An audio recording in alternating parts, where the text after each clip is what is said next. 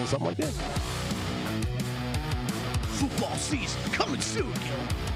This is very. Oh, that wasn't the actual voiceover for that. No, it wasn't. It doesn't require somebody to talk like that. For you. 32 Just something he's teams. workshopping. Yeah, 32 days. We're just spitballing. We'll come up with Monster something. Truck Rally. You just got all of you just got our Twitter handles. Let us know what you thought about that. Let us know what you thought about Kelly's little voiceover right there. Like, should that be added in permanently?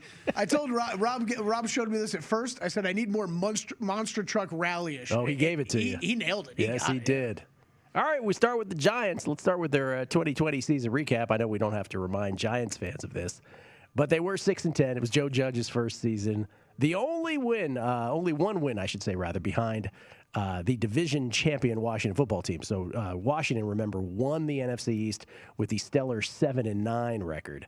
But 6-10 for the Giants. They did lose Saquon. That was the big injury of their season. Saquon Barkley had the torn ACL in Week 3. We never saw him again, but he will be back in 2021. They only scored 280 points on offense without him. 280 total points on the season. Third lowest point total in a Giants season since 2003. That after allowing the most points in the NFL in 2019. Then the Giants came back. They ranked 9th in points allowed last year, 12th in yards allowed. From a free agent standpoint, of course, the big signing for them, Kenny Golladay.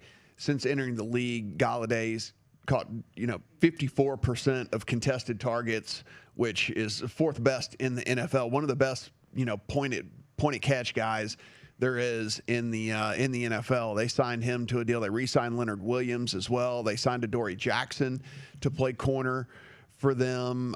Took a flyer on John Ross as well, the wide receiver that can't stay on the field but ran the 4.22 at the combine a few years ago. They did sign Kyle Rudolph. We'll see what he actually ends up doing for them because of course they have Evan Ingram, so we'll see what he actually does. But I mean, the big signing there being Golladay. Their draft picks, they took wide receiver Kadarius Toney. And then they went all defense, which I think is a fairly smart thing for them to do because it wasn't necessarily the offensive side of the ball that was all really that big of a problem. So they took Azeez Ojulari at linebacker, they took Aaron Robinson at corner, they took Ellerson Smith at linebacker with their next 3 picks after they took Kadarius Toney. So traded down for Toney, which was a great move by Gittleman.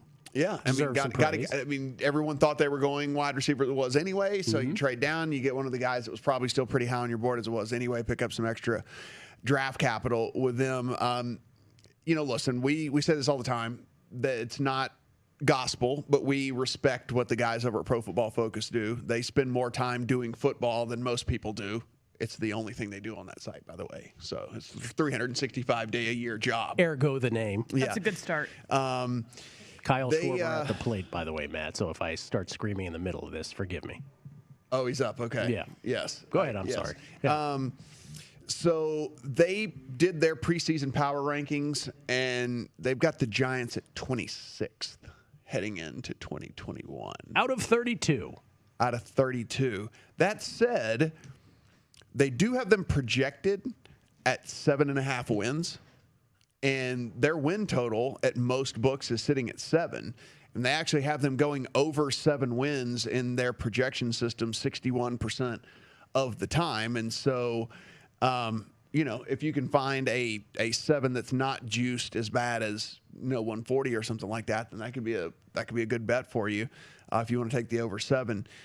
They have them having the 11th best receiving core in all of the NFL. And, listen, that probably makes a lot of sense whenever you look at what they've got. They signed Golladay. They have Sterling Shepard coming back. They got Darius Slayton. They've got Evan Ingram. And then they drafted Kadarius Toney. So, that is a pretty good receiving core, actually. Whenever you look, all things said and done, but I'm pretty sure Giants fans, you, me, everyone sitting at this desk, the big question heading into the season is Daniel Jones, right? It's the quarterback position. We've said this time and time again. You can't win championships in this league without having one of the elite quarterbacks, and Daniel Jones is entering year 3 now. This is on paper, you've got the 6'5", 225 dude. Like, that's what everyone says an NFL quarterback needs to be, right? So you've got the 6'5", 225 that everyone says you know him. But as a rookie, fairly promising with him, right? He completed 62% of his passes, 24 touchdowns to 12 interceptions in 12 games that he started, and I mean that's a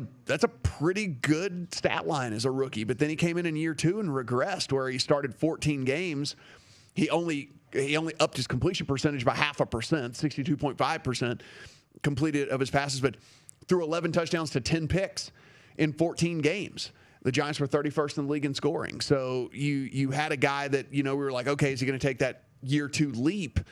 Instead, Gil, he regressed, right? And so I understand why going into year 3 right here, you can't just afford to sit around anymore in the NFL, right? And like figure out whether a guy is going to eventually get there. It's kind of like, this is the year for Daniel Jones, or they're going to have to move on.